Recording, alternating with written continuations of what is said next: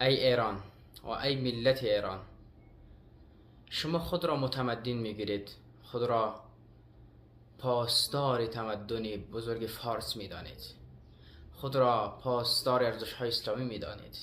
کجا هست آن ارزش‌ها؟ کجا هست آن تمدن؟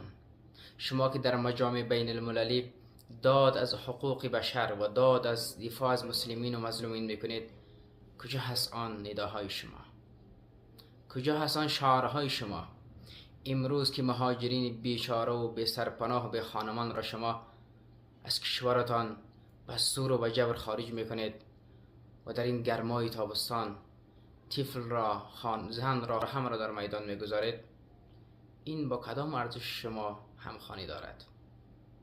این را بدانید که چرخ فلک در چرخش هست و تنها این ملت بیچاره نیستند، این ملت برای همیشه بیچاره نخواهند ماند و این را تاریخ درس خواهد کرد که شما با ملتی که به خاطر لقمه نانی به کشور شما آمده بودند چی کردید.